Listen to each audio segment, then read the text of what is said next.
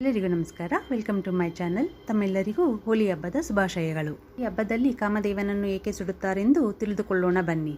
ದಾಕ್ಷಾಯಿಣಿ ಸತೀದೇವಿಯನ್ನು ಕಳೆದುಕೊಂಡ ಮೇಲೆ ಆ ಪರಮಶಿವನು ವೈರಾಗ್ಯವನ್ನು ತಾಳಿ ಗಂಭೀರವಾದ ತಪಸ್ಸಿನಲ್ಲಿ ಲೀನವಾಗಿದ್ದರು. ತಾರಕಾಸುರನೆಂಬ ರಾಕ್ಷಸನನ್ನು ಸಂಹರಿಸುವುದಕ್ಕಾಗಿ ಆ ಪರಮಶಿವನು ಪಾರ್ವತೀ ದೇವಿಯನ್ನು ವರಿಸಬೇಕಾಗುತ್ತದೆ.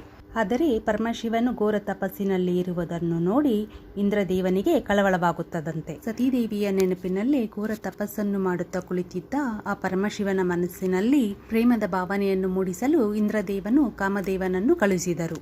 ಕಾಮದೇವನು ಶಿವನ ತಪಸ್ಸನ್ನು ಅಡ್ಡಿಪಡಿಸಿದಾಗ ಈಶ್ವರನು ಮೂರನೇ ಕಣ್ಣನ್ನು ತೆರೆದು ಕಾಮದೇವನನ್ನು ಭಸ್ಮ ಮಾಡುತ್ತಾರೆ.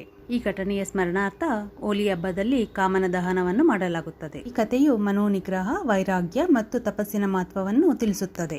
ನೋಡಿದ್ರಲ್ಲ ಕಾಮದೇವನ ಕಥೆಯನ್ನು. ಈ ವಿಡಿಯೋ ಶೇರ್ ಮಾಡುವ ಮೂಲಕ ಎಲ್ಲರಿಗೂ ತಿಳಿಸಿ. ಇನ್ನು ಇವತ್ತಿನ ಈ ವಿಡಿಯೋ ನಿಮ್ಮೆಲ್ಲರಿಗೂ ಇಷ್ಟ ಆಗಿದ್ರೆ ದಯವಿಟ್ಟು ಲೈಕ್ ಮಾಡಿ, ಶೇರ್ ಮಾಡಿ, ಕಾಮೆಂಟ್ ಮಾಡಿ. ಹಾಗೆ ನನ್ನ ಚಾನಲ್ನ ಯಾರೆಲ್ಲ ಇನ್ನೂ ಸಬ್ಸ್ಕ್ರೈಬ್ ಮಾಡ್ಕೊಂಡಿದ್ದೀರಾ, ಹಾಗೆ ನೋಡ್ತಾ ಇದ್ದೀರಾ, ದಯವಿಟ್ಟು ಸಬ್ಸ್ಕ್ರೈಬ್ ಮಾಡ್ಕೊಳ್ಳಿ.